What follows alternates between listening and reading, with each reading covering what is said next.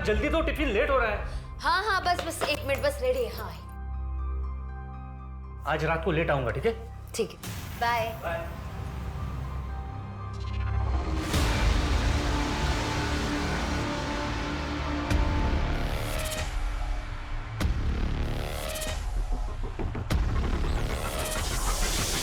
विजय, तुम्हारा ने हमें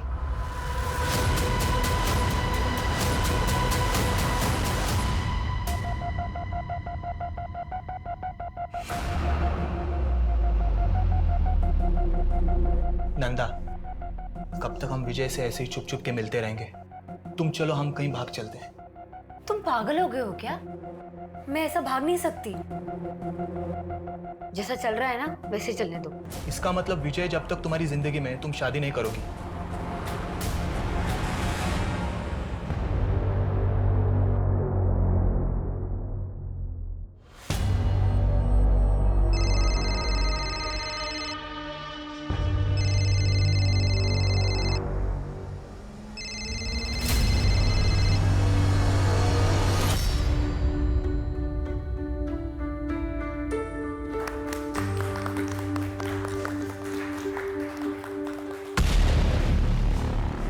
अरे वाह,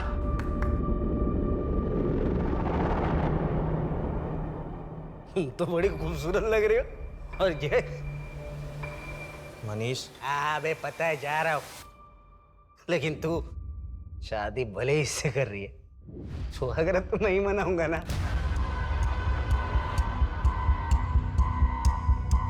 हेलो, ये धीरज राहु काल बन के मेरी बेटी कृष्णा की जिंदगी में आके बैठा हुआ है।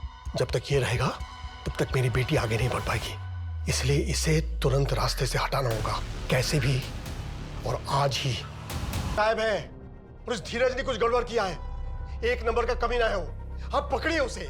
सर मैं अपने धीरज के घर भी जाकर आई, पर वहाँ पे ताला लगा हुआ है। मुझे बहुत चिंता हो रही है सर, आप प्लीज उन दोनों को ढूंढ लीजिए, कहीं वो किसी मुसीबत में ना हो सर। प्लीज सर, प्लीज उन्हें ढूंढ लीजिए। सर, वो मेडिकल शॉप जिसकी रिसीट मिली थी वो पिछले कुछ दिनों से बंद है, उसका ओनर गायब है, हम उसे ट्रैक कर रहे हैं। और शेट्टी, उसके बारे में कुछ मिला? सर उसका सीडीआर और कॉल लोकेशन सब क्लीन है। विजय के मर्डर वाले दिन वो अपने घर पे ही था। जोशी, अगर शेट्टी को ये काम करना ही होता तो वो अपने हाथ गंदे क्यों करेगा? हो सकता है इस काम के लिए उसने सुपारी दी हो। अपना खबरी नेटवर्क एक्टिवेट करो। Okay sir. सर एक अजीब बात पता चली, एक ऑटो वाले ने हमें बताया कि उसने क्राइम सीन के पास एक औरत को ड्रॉप किया था, और विजय की बीवी नंदा का कॉल लोकेशन सुबह 5:30 बजे क्राइम सीन के पास था, और नंदा के सीडीआर में गैंगस्टर राकेश मोरे का नंबर भी मिला है। ये नंदा को थाने बुलवाओ।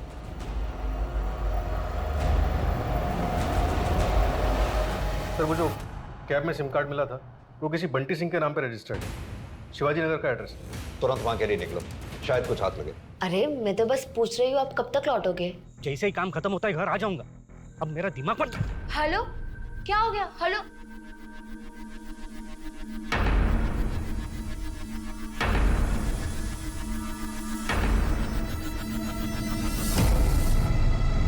सब मेरा विश्वास करो, मैंने ऐसा कुछ नहीं किया है। मैं बस ये चाहती थी कि राकेश और मेरी सच्चाई किसी के सामने ना आए। तुम ये बात अच्छी तरह से जानती थी ना कि राकेश विजय को मारना चाहता था? नहीं साहब, मुझे नहीं पता था, मैं सच कह रही हूँ। ठीक है, अभी तुम जा सकती हो। अपना एक कांस्टेबल को बोलो इस पे निगरानी रखे और राकेश को उठवाओ। Right sir.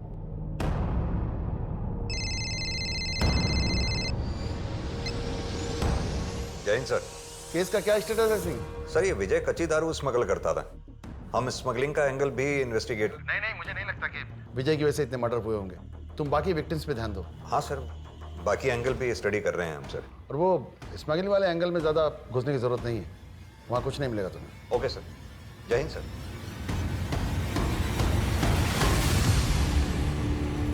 धीरज कहाँ थे? उनके साथ क्या हुआ था?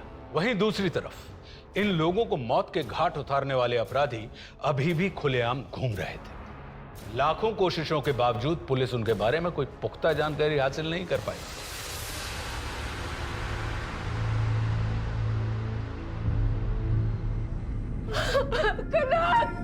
8 नंबर का पहनता है। और आपके पिता विष्णु जी? सर वो पापा शायद 9 या 8 नंबर का पहनते हैं। सर शेट्टी के राइट हैंड सतीश के सीडीआर में हिस्ट्री शीटर मुन्ना का नंबर मिला है। इन दोनों के बीच पिछले महीने काफी बातचीत हुई थी। उठा लो इस मुन्ना को। और सर ये रोहित को लैंड माफिया यशवंत से काफी धमकियां मिल रही थी। दुगनी कीमत दे रहा हूं, ले ले। और मुझे जो चाहिए वो मुझे दे दे, वरना क्या? और तेरी धमकियों से डरने वाला नहीं हूं मैं। रुक, अभी पुलिस को फोन करता हूं। विनोद चंदेल को पुलिस की धमकी देता है। सर छोड़ दीजिए सर। लो, छोड़ दिया। लेकिन ये तो अभी ट्रेलर है भाभी जी। समझाओ अपने पति को, अगर इसे कुछ हो गया तो आपको कौन संभालेगा? वैसे संभाल तो हम भी लेंगे। समझाओ इसे। चल रे। क्या कराना आम बात हो गई है आजकल। ये रोहित के मर्डर के वक्त लैंड माफिया यशवंत कहाँ था? शहर में नहीं था सर। अगर रोहित इसका टारगेट था तो फिर इसने विजय और उसके लोगों को क्यों मारा होगा? सर यशवंत और शेट्टी दोनों पुराने दोस्त हैं। यानी कि इन मर्डर से दोनों को फायदा हो रहा था। एक तीर से दो निशाने। किस बात का कन्फेशन? अगर मुझे रोहित को मरवाना होता तो उसे ऐसे गायब करवाता कि उसका नामो निशान तक पता नहीं चलता। इंस्पेक्टर, ज्यादा होशियारी नहीं। ये गलती एक बार तो माफ कर रहा हूँ। सरकारी नौकर हो ना, मेरे बारे में पता करो कि मैं कौन हूँ और मेरी पहुंच कहाँ तक है। और अगली बार बिना सबूत के मेरे पास मत आना, नहीं तो ऐसी जगह ट्रांसफर करवाऊंगा कि सारी हेकड़ी धरी की धरी रह जाएगी। हो गई 4 धाम की यात्रा। यहाँ पोथी गायब थी और आप गए थे अपने पाप धोने। अरे लेकिन मैं तो उसके सलामती के लिए माथा टेकने गया था। ये जूता आपका है? नहीं। आपके जूते देख के लग रहा है ये 9 नंबर के होंगे। हाँ तो हमें कनक की डेड बॉडी के पास 9 नंबर का जूता मिला है। लेकिन आपका कहना है कि मैंने मेरे नाती को। दिमाग खराब हो गया है क्या आपका? ये जूता भी मेरा नहीं है तो किस बुनियाद पर आप ये कह रहे हैं? हाँ ये मेरी है, लेकिन ये आपके पास कैसे? धीरज के घर में मिली। झूठा तो था ही, चोर भी था। हाँ मतलब कनक की तरह उसे भी मार दिया। देखिए ये सब फालतू चीजें दिखा के ना आप कुछ साबित नहीं कर पाएंगे। ठोस सबूत हो तो मुझे यहां बुलाइएगा। चल रहा हूं मैं। सर एक एनजीओ है आरजू, जहाँ पे वॉलंटियर्स भंडारा करते हैं और मेला लगाते हैं, जहाँ पे लोकल लोगों की बनाई हुई चीजों को बेचा जाता है। उसी में इतर भी बिकता है, वैसा ही जैसे हमें क्राइम साइट पे मिला था। सर एनजीओ के वॉलंटियर्स की लिस्ट में एक नाम सामने आया, नटवर मलिक। और मेडिकल शॉप के ओनर ने बताया कि जो रिसीट बनाई गई थी वो किसी नटवर के नाम से बनाई गई थी। और जो दवाई, लेकिन 4 महीने पहले वो किसी को बिना कुछ बताए यहाँ से चला गया। उसका कुछ सामान पड़ा है, मैं आपको दिखाता हूँ।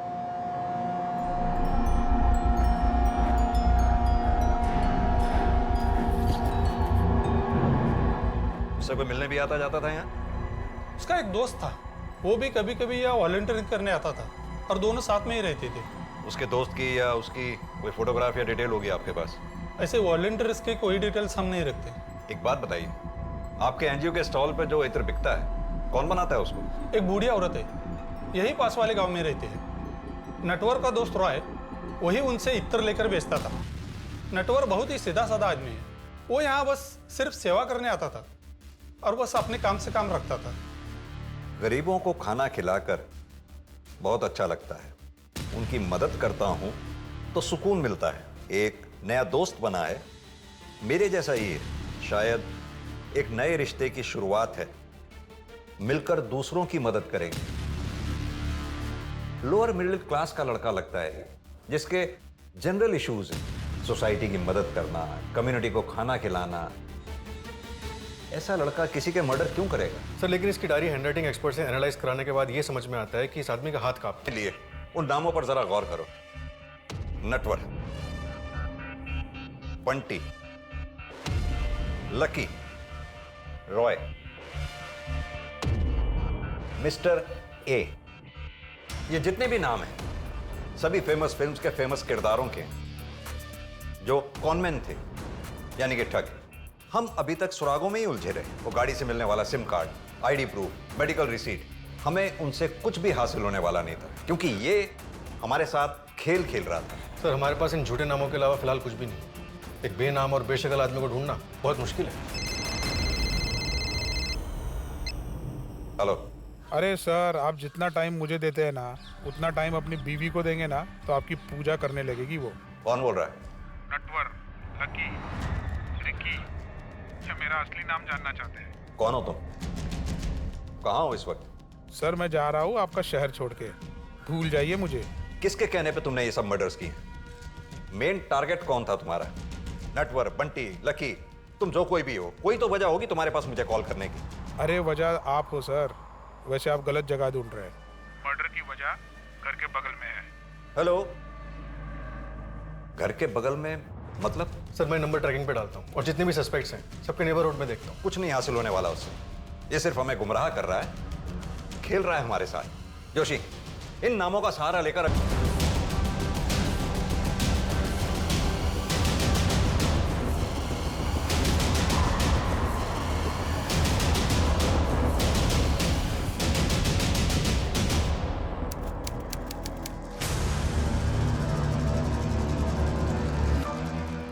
सर, कोलकाता वाले हत्याकांड की सारी डिटेल्स आ गई हैं। तुम्हारा कहने का मतलब है 19 मर्डर्स हुए हैं वहां? हाँ सर, वही है। सारे मर्डर्स एक ही तरीके से किए गए और सर एक फिंगरप्रिंट भी मिला है, लेकिन वो रांची वाले फिंगरप्रिंट से मैच नहीं करता। हो सकता है शायद दोनों पार्टनर्स के फिंगरप्रिंट्स हो। डेटाबेस चेक किया तुमने? किसी भी कॉन्ट्रैक्ट क्लियर के साथ कोई भी मैच नहीं हुआ। सिर्फ ये प्रोफाइल शॉट मिला है धुंधला सा। जिस गली में मर्डर हुआ उसकी अगली गली में भागता हुआ दिखा था। काफी अंधेरा था। इसकी गर्दन पर कोई चोट का निशान है या फिर कोई टैटू हो सकता है। एक काम करो, ये प्रोफाइल फोटोग्राफ लैब में भिजवाओ और अपनी सुपरविजन में क्लीन करवाओ। शायद कोई टैटू का डिजाइन मिल जाए। मिस्टर नटवर, कहां छुपे हो तुम?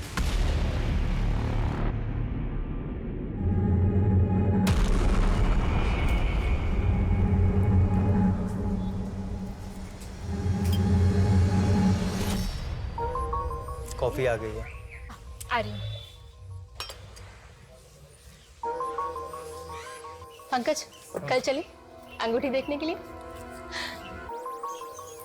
ठीक है, चलते हैं। पंकज, अगर तुम अपने पास्ट को अभी तक नहीं भूले हो तो कोई बात नहीं, हम थोड़ा और टाइम ले सकते हैं। ऐसा नहीं है तन्वी, बस काव्या की याद आ गई थी। वो मेरा अतीत थी, अब तो मेरी आज हो।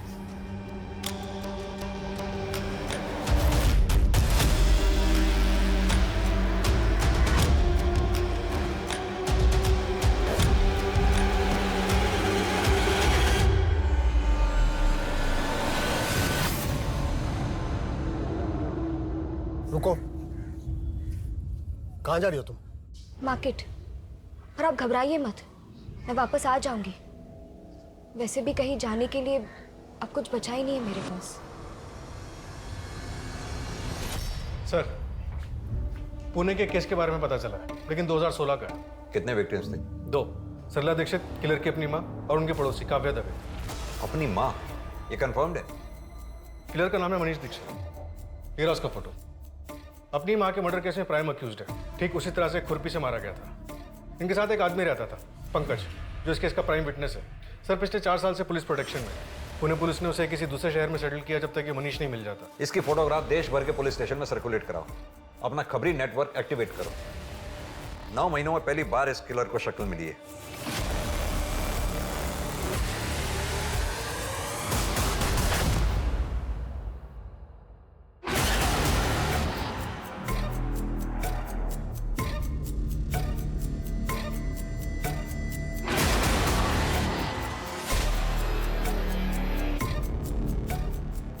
सर, मनीष को भोपाल में देखा गया। वहाँ के एक चाय वाले ने भोपाल पुलिस को इन्फॉर्म किया। तुरंत एक टीम रेडी करो।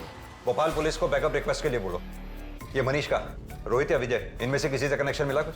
नहीं सर, कोई कनेक्शन नहीं मिला। मुझे कुछ तो मिसिंग लग रहा है।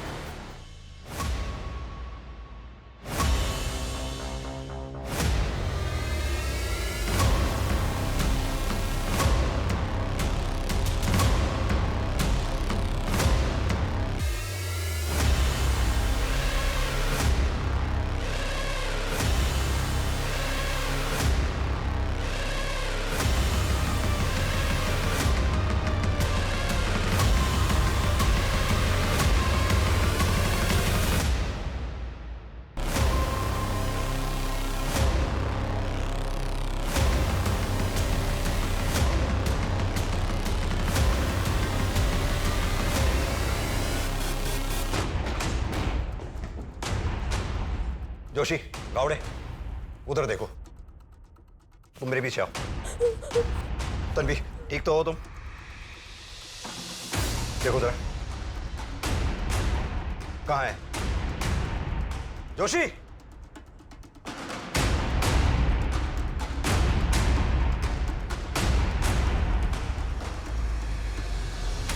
पंकज तुम जल्दी घर आ जाओ, कोई मनीष नाम का आदमी घर आ गया था।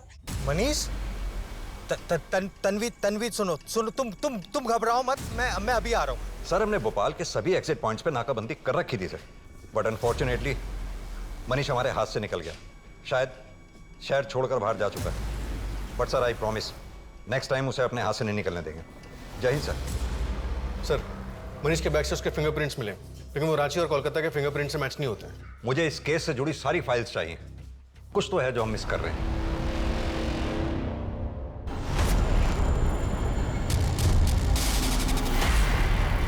ये भाई, कहाँ हो तुम? इतनी महीनों से कड़ी मेहनत कर रहे हैं, प्रमोशन करवा दूं आपका? कौन?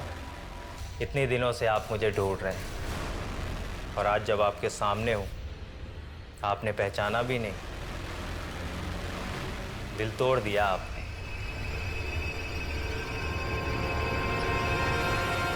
डायरी हैंडराइटिंग एक्सपर्ट से एनालाइज कराने के बाद ये समझ में आता है कि इस आदमी का हाथ कांपता है।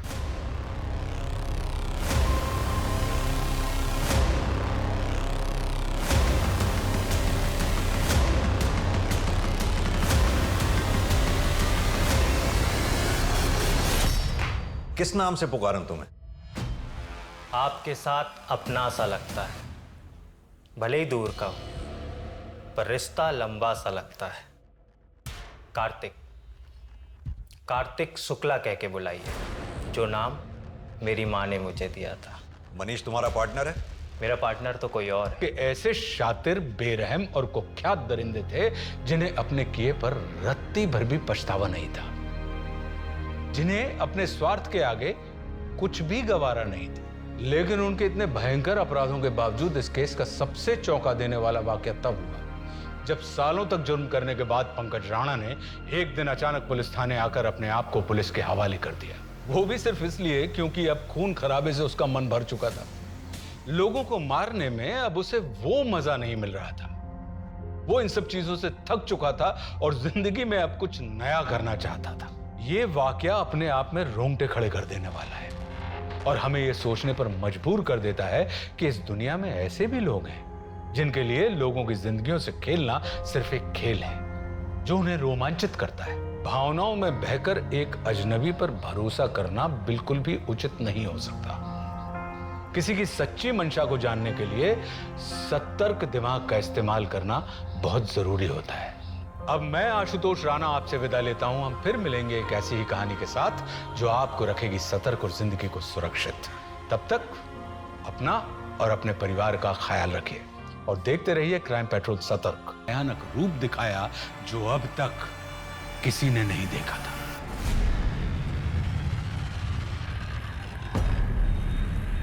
मनीष तू गप्पा बसा। लेकिन आई तू ऐसा कर कैसे सकती है? प्रॉपर्टी माझी है, इसमें से मैं तुझे कुछ भी नहीं देने वाली हूँ। अरे अगर ये जमीन तेरे नाम पे कर देना तो तू उसे भी बेच के खाएगा। पहले 2 रुपए तो कमा के दिखा मुझे। हैं? अक्खा दिन नवालीगिरी करके घूमता है। तेरे को पहले ही बोल रहा हुआ, उस जमीन पर मेरा भी हक है। चुपचाप उसे मेरे नाम पे कर दे वरना तुझे घर से बाहर निकाल दूंगा, समझी? तू मुझे घर से बाहर निकालेगा? ये मेरा घर है और ये हरकत फिर से की ना, मैं तुझे घर से बाहर निकाल दूंगी। मुझे घर से बाहर निकालेगी? मुझे? अब समझ आया? अगर आइंदा मुझे घर से बाहर निकालने की बात की ना तो आंटी आप ठीक तो है ना? पागल हो गया है, अपनी माँ पे हाथ उठाता है। अबे तू होता कौन है रे हमारे घर के बीच में बात करने वाला? वो तो आई की मेहरबानी है करके तू यहाँ रह रहे, समझा ना? मेहमान है, मेहमान की तरह रहे। मनीष देख बोल रहा हूँ, अगर दोबारा ऐसी गलती की ना पुलिस में कंप्लेन कर दूंगा। अबे ये धमकी किसी और को देना, समझा क्या? पुलिस में कंप्लेन करेगा, जा कर लेना जो करना है। खून आ गया है, आइए मैं दवाई लगा देता हूँ, आ जाइए। कितना खून निकला। कोई अपनी माँ पे हाथ उठाता है क्या? और आप कब तक ऐसे सहती रहेंगी? अरे वो हमारी कोथरूड वाली जमीन है ना, वो मैंने मेरी बेटी सीमा के नाम कर दी और मनीष को ना पूछा ना बताया, इसलिए वो नाराज हो गया है। गलती तो मेरी ही है ना। गुस्से में हाथ उठाना मनीष की गलती है। कब तक आप उसकी गलती को अपनी गलती बोलकर ऐसे सहती रहेंगी? भगवान न करे कल के दिन कुछ हो गया तो। सरला आंटी, ये क्या हुआ? कैसे लगा ये? आप ठीक हो ना? अरे काव्या बेटा, बस बस, वो मैं फिसल गई और मुझे चोट आई, लेकिन पंकज ने देखो ना पट्टी करके दी है मुझे। फिर झूठ ना, ये मनीष ने किया है ना? मेरे ही पिछले जन्म के कुछ भोग होंगे जो तुम दोनों मेरे बच्चे नहीं हो। आंटी, हम बच्चे ही तो हैं आपके। देख सीमा, मैं तुझे प्यार से बोल रहा हूँ, वो जमीन चुपचाप मुझे वापस कर दे। काव्या, हाय काव्या। शट अप मनीष, तुम्हारे जैसा गिरा हुआ इंसान मैंने आज तक नहीं देखा है। चलिए आंटी।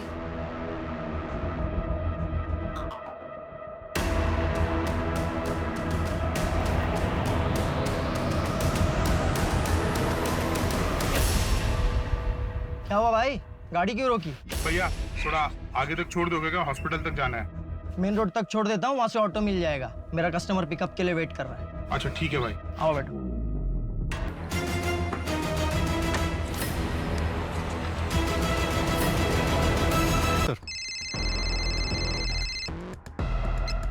हेलो, क्या?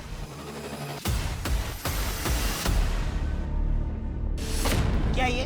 कल रात में 3 गेस्ट आए थे। अंदर एंट्री है, तेरे रजिस्टर में एंट्री नहीं है। रात भर सोने के पैसे देता हूँ मैं। Sorry sir. और श्रुति कहाँ मर गई? आई क्यों नहीं अभी तक? सर उसकी पापा की तबीयत खराब है। भाई साहब, वो एक रूम मिलेगा क्या? हाँ सर, आइए ना, आइए सर, वेलकम।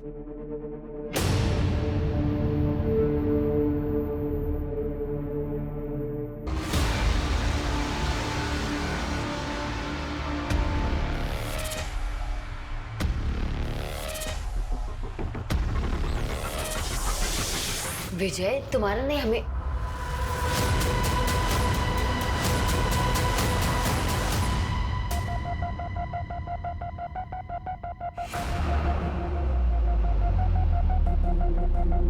नंदा, कब तक हम विजय से ऐसे ही चुप चुप के मिलते रहेंगे? तुम चलो, हम कहीं भाग चलते हैं। तुम पागल हो गए हो क्या? मैं ऐसा भाग नहीं सकती। जैसा चल रहा है ना वैसे चलने दो। इसका मतलब विजय जब तक तुम्हारी जिंदगी में तुम शादी नहीं करोगी।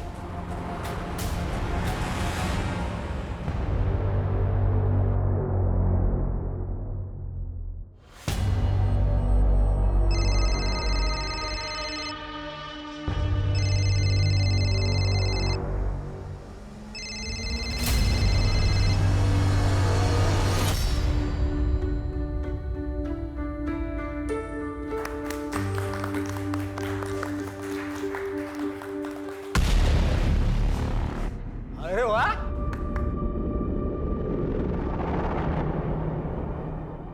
तुम तो बड़ी खूबसूरत लग रही हो। और ये मनीष, बे पता है जा रहा हूँ, लेकिन तू शादी भले ही इससे कर रही है, सुहागरात तो नहीं मनाऊंगा ना। या 8 नंबर का पहनते हैं। सर, शेट्टी के राइट हैंड सतीश के सीडीआर में हिस्ट्री शीटर मुन्ना का नंबर मिला। इन दोनों के बीच पिछले महीने काफी बातचीत हुई थी। उठा लो इस मुन्ना को। और सर, ये रोहित को लैंड माफिया यशवंत से काफी धमकियां मिल रही थी। दुगनी कीमत दे रहा हूं, ले ले। और मुझे जो चाहिए वो मुझे दे दे, वरना क्या? और तेरी धमकियों से डरने वाला नहीं हूं मैं। रुक, अभी पुलिस को फोन करता हूँ। विनोद चंदेल को पुलिस की धमकी देता है। सर छोड़ दीजिए सर। लो, छोड़ दिया। लेकिन ये तो अभी ट्रेलर है भाभी जी। समझाओ अपने पति को, अगर इसे कुछ हो गया तो आपको कौन संभालेगा? वैसे संभाल तो हम भी लेंगे। जमीन के लिए मर्डर करना या कराना आम बात हो गई है आजकल। ये रोहित के मर्डर के वक्त लैंड माफिया यशवंत कहाँ था? शहर में नहीं था सर। अगर रोहित इसका टारगेट था तो फिर इसने विजय और उसके लोगों को क्यों मारा होगा? सर, यशवंत और शेट्टी दोनों पुराने दोस्त हैं। यानी कि इन मर्डर से दोनों को फायदा हो रहा था। एक तीर से दो निशाने। किस बात का कन्फेशन? अगर मुझे रोहित को मरवाना होता तो उसे ऐसे गायब करवाता कि उसका नामो निशान तक पता नहीं चलता। ए इंस्पेक्टर, ज्यादा होशियारी नहीं। ये गलती एक बार तो माफ कर रहा हूँ। सरकारी नौकर हो ना, मेरे बारे में पता करो कि मैं कौन हूँ और मेरी पहुंच कहाँ तक है। और अगली बार बिना सबूत के मेरे पास मत आना, नहीं तो ऐसी जगह ट्रांसफर करवाऊंगा कि सारी हेकड़ी धरी की धरी रह जाएगी। हो गई 4 धाम की यात्रा। यहाँ पोथी गायब थी और आप गए थे अपने पाप धोने। अरे लेकिन मैं तो उसके सलामती के लिए माथा टेकने गया था। ये जूता आपका है? नहीं। आपके जूते देख के लग रहा है ये 9 नंबर के होंगे। हाँ तो हमें कनक की डेड बॉडी के पास 9 नंबर का जूता मिला है। लेकिन आपका कहना है कि मैंने मेरे नाती को। दिमाग खराब हो गया है क्या आपका? ये जूता भी मेरा नहीं है तो किस बुनियाद पर आप ये कह रहे हैं? हाँ ये मेरी है, लेकिन ये आपके पास कैसे? धीरज के घर में मिली। छूटा तो था ही, चोर भी था। हाँ मतलब कनक की तरह उसे भी मार दिया। देखिए ये सब फालतू चीजें दिखा के ना आप कुछ साबित नहीं कर पाएंगे। ठोस सबूत हो तो मुझे यहां बुलाइएगा। चल रहा हूं मैं। सर, एक एनजीओ है आरजू, जहाँ पे वॉलंटियर्स भंडारा करते हैं और मेला लगा, जहाँ पे लोकल लोगों की बनाई हुई चीज़ों को बेचा जाता है। उसी में इत्र भी बिकता है, वैसा ही जैसे हमें क्राइम साइट पे मिला था। सर, एनजीओ के वॉलंटियर्स की लिस्ट में एक नाम सामने आया है, नटवर मलिक। और मेडिकल शॉप के ओनर ने बताया कि जो रिसीट बनाई गई थी वो किसी नटवर के नाम से बनाई गई थी, और जो दवाई ली गई थी वो बिना डिटेल्स के बेची नहीं जा सकती। जोशी, अगर ये नटवर ही किलर है तो बहुत शातिर खिलाड़ी है ये। परफेक्ट कवर लिया है इस एनजीओ का उसने। तूने पैदा किया ऐसे औलाद को। हट यहाँ से।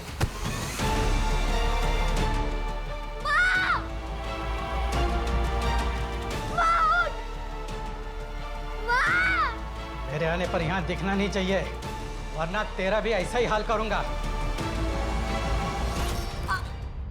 चुपचाप पेपर पे।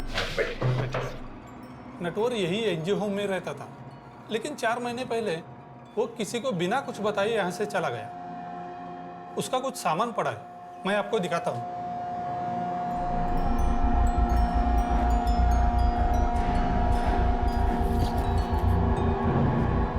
उससे कोई मिलने भी आता जाता था यहाँ? उसका एक दोस्त था, वो भी कभी कभी यहाँ वॉलंटियरिंग करने आता था और दोनों साथ में ही रहते थे। उसके दोस्त की या उसकी कोई फोटोग्राफ या डिटेल होगी आपके पास? ऐसे वॉलंटियर्स के कोई डिटेल्स हम नहीं रखते। एक बात बताइए, आपके एनजीओ के स्टॉल पे जो इत्र बिकता है कौन बनाता है उसको? एक बूढ़ी औरत है, यही पास वाले गांव में रहते हैं। नटवर का दोस्त रॉय वही उनसे इत्र लेकर बेचता था। नटवर बहुत ही सीधा साधा आदमी है, वो यहाँ बस सिर्फ सेवा करने आता था और बस अपने काम से काम रखता था। गरीबों को खाना खिलाकर बहुत अच्छा लगता है, उनकी मदद करता हूं तो सुकून मिलता है। एक नया दोस्त बना है, मेरे जैसा ही है।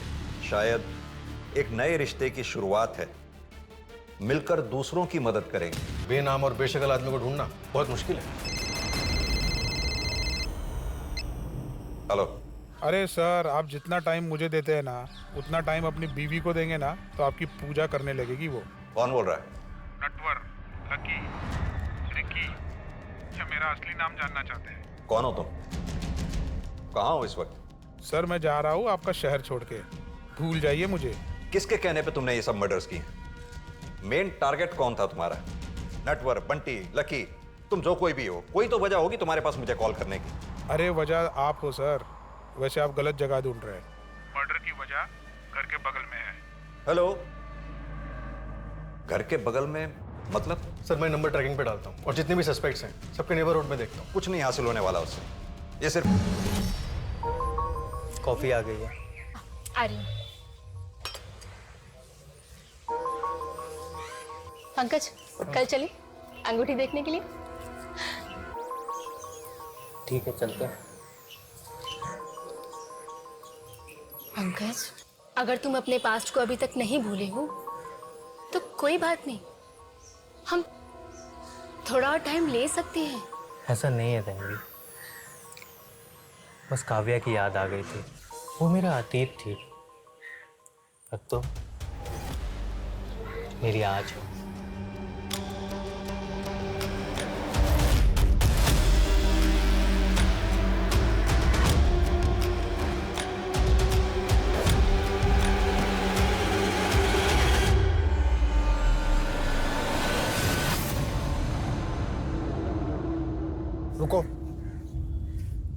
कहाँ जा रही हो तुम? मार्केट। और आप घबराइए मत, मैं वापस आ जाऊंगी। वैसे भी कहीं जाने के लिए अब कुछ बचा ही नहीं है मेरे पास। सर, पुणे के केस के बारे में पता चला है, लेकिन 2016 का है। कितने विक्टिम्स थे? 2। सरला दीक्षित, किलर की अपनी माँ, और उनके पड़ोसी काव्या दवे। अपनी माँ? ये कंफर्म्ड है? किलर का नाम है मनीष दीक्षित। ये रहा उसका फोटो। अपनी माँ के मर्डर केस में प्राइम अक्यूज्ड है। ठीक उसी तरह से खुरपी से मारा गया था। इनके साथ एक आदमी रहता था, पंकज, जो इस केस का प्राइम विटनेस है। सर, पिछले 4 साल से पुलिस प्रोटेक्शन में। पुणे पुलिस ने उसे किसी दूसरे शहर में सेटल किया जब तक ये मनीष नहीं मिल जाता। इसकी फोटोग्राफ देश भर के पुलिस स्टेशन में सर्कुलेट कराओ। अपना खबरी नेटवर्क एक्टिवेट करो। 9 महीनों में पहली बार इस किलर को शक्ल मिली है।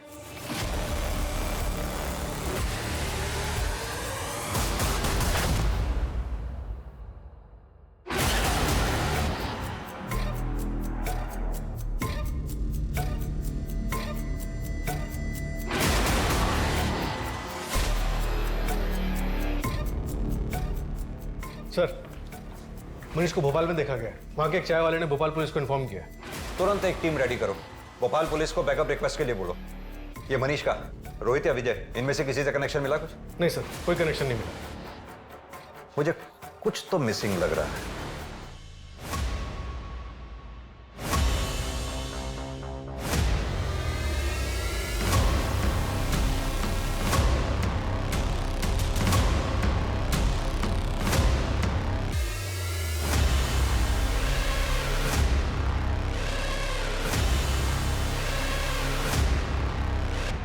कहाँ है जोशी?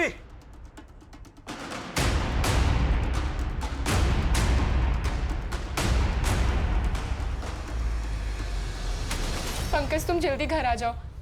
कोई मनीष नाम का आदमी घर आ गया था। मनीष? तन्वी सुनो, तुम घबराओ मत, मैं अभी आ रहा हूँ। सर, हमने भोपाल के सभी एग्जिट पॉइंट्स पे नाकाबंदी कर रखी थी सर, बट अनफॉर्चुनेटली मनीष हमारे हाथ से निकल गया। शायद शहर छोड़कर बाहर जा चुका है। But sir, I promise next time उसे अपने हाथ से नहीं निकलने देंगे। जय हिंद सर। सर, मनीष के बैग से उसके फिंगरप्रिंट्स मिले, लेकिन वो रांची और कोलकाता के फिंगरप्रिंट से मैच नहीं होते हैं। मुझे इस केस से जुड़ी सारी फाइल्स चाहिए। कुछ तो है जो हम मिस कर रहे हैं।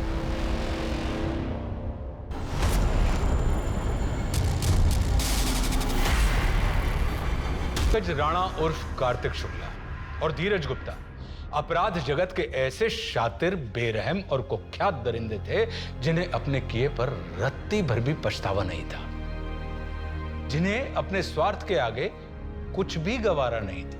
लेकिन उनके इतने भयंकर अपराधों के बावजूद इस केस का सबसे चौंका देने वाला वाकया तब हुआ जब सालों तक जुर्म करने के बाद पंकज राणा ने एक दिन अचानक पुलिस थाने आकर अपने आप को पुलिस के हवाले कर दिया। वो भी सिर्फ इसलिए क्योंकि अब खून खराबे से उसका मन भर चुका था। लोगों को मारने में अब उसे वो मजा नहीं मिल रहा था।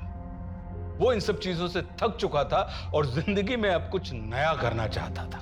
ये वाकया अपने आप में रोंगटे खड़े कर देने वाला है और हमें ये सोचने पर मजबूर कर देता है कि इस दुनिया में ऐसे भी लोग हैं जिनके लिए लोगों की जिंदगियों से खेलना सिर्फ एक खेल है जो उन्हें रोमांचित करता है। भावनाओं में बहकर एक अजनबी पर भरोसा करना बिल्कुल भी उचित नहीं हो सकता। किसी की सच्ची मंशा को जानने के लिए सतर्क दिमाग का इस्तेमाल करना बहुत जरूरी होता है। अब मैं आशुतोष राणा आपसे विदा लेता हूं। हम फिर मिलेंगे एक ऐसी ही कहानी के साथ जो आपको रखेगी सतर्क और जिंदगी को सुरक्षित। तब तक अपना और अपने परिवार का ख्याल रखिए और देखते रहिए क्राइम पेट्रोल सतर्क।